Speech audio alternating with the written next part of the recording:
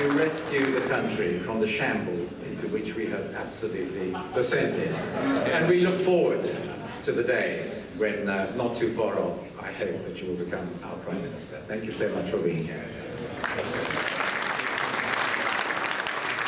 Thank you. Thank you very much, Richard. And thank you for putting on this extraordinary, great rally tonight. Great to see you all here. Great to stand in front of this great banner. Obviously not spelt by Gordon Brown, because it's actually spelt correctly. Very good to... The first thing, I've been coming to these events for the last 4 years, and the first thing I want to say is a really big thank you to all the Conservative supporters in the City Circle who've helped our party, who've helped fund our party, who've supported our party right up to now. And obviously now, 4 years on, we are in the last 6 months before a general election. It's an incredibly exciting time for our party, it's an incredibly important time for our country. It's a time when we should be marshalling those final arguments we put before the British people. It should be a time when we are firing up the engine. We are making sure we've got all of the right candidates, all of the right team, all of the right policy, and I'm going to go on and talk about that, and I believe that we have. But first of all, I just wanted to say something else, which is this party values, understands, and will always make sure that it looks after the important financial services industry that so many of you work in. I know, the Conservative Party knows, that the financial services industry accounts for 10% of our GDP, that you provide 17% of the taxes paid in this country, that when it comes to business taxes, the city and financial services pays over 1/5 of the total tax burden. That is a point that we understand and we value. And we understand that the city is a world leader, and a world leader that we want to go on leading in our world. There are 250 foreign banks here in the city. 1/5 of the funds held by hedge funds are held here in London. You are responsible for 70% of the Eurobond turnover in the entire world here out of the City of London. We understand that, we value that, we will never do anything that puts that at risk. And let me say something else that is important when we think about financial services.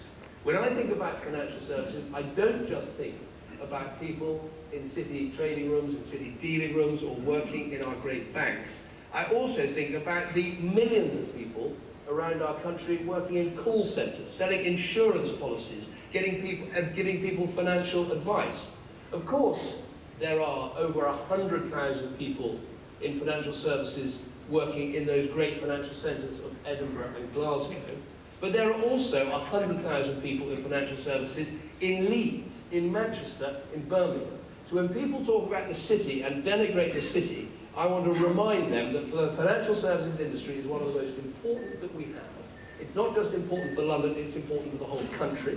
It's important because of the taxes you pay, the jobs you provide, and the wealth that you're going to create for this country, and the Conservative Party will not forget that important point.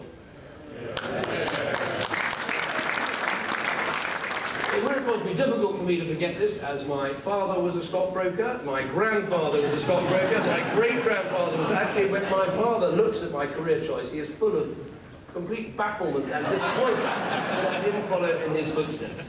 But what I wanted to say to you all tonight, as we have just maybe 6 or 7 months before that election, is what I think is going to be absolutely vital at that election. Because, of course, when you go into an election, you've got to have the right slogans, you've got to have the right policies, you've got to have the right team, you've got to have the right candidates, and I believe we have got all of those things. When I think of slogans, there's not much more powerful than, do you really want another 5 years of Gordon Brown? When I think of the team, I just think I've got people like George Osborne, like William Hague, like Ken Clarke, who would really make a difference to the government of this country. When I think of policies, I think of all the areas in which we have led and Labour have followed.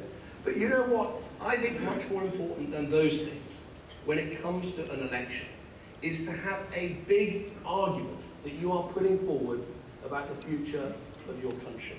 And I think the big argument we have is this, that over these last 12 years, there has been complete irresponsibility irresponsibility from government, irresponsibility in terms of government spending, and irresponsibility in terms of what we encourage both in our public services and in our society. And I think the problem of the government and government spending is the most important of all. I'm told nowadays, if you go and see Gordon Brown, you have to give him what is called a news sandwich. You have to give him some good news on the top, and you give him some good news on the bottom, and you give him the real news in the middle, which is the bad news.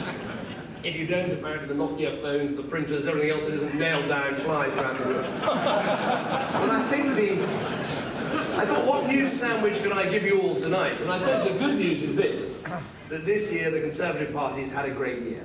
We topped the poll in the European elections, we won right across the country in the local elections, the party is in good heart, the party is in good spirit. That's the top piece of good news. The bottom piece of good news is I think this Prime Minister has lost all touch with reality and all ability to deal with the big problems our country has. But the bad news in the middle, I'm afraid, is that if we win that election, we are going to have the most difficult inheritance of any government in 40 or 50 years. If you just take what I think has been the height of irresponsibility, which is our budget deficit, just think about it like this. Next year, we are forecast to borrow 14% of our gross domestic product. That is twice as much as Dennis Healey was borrowing in 1976 when we nearly went bust. So when the government tells you they have a plan to cut the deficit in half over the next 5 years, what they mean is they can almost get it back to how bad it was when Dennis Healey nearly went bust in 1976. That is the height of irresponsibility. So whereas they have shown us irresponsibility, we must show responsibility. And I think you saw that at our party conference, where we didn't just say, well, let's blame Labour for everything, let's not set out an alternative. We set out patiently and clearly what we would do to freeze public sector pay, to make changes in our pension system, to take away benefits from those on higher earnings, doing the responsible thing in contrast to Labour's irresponsibility. And that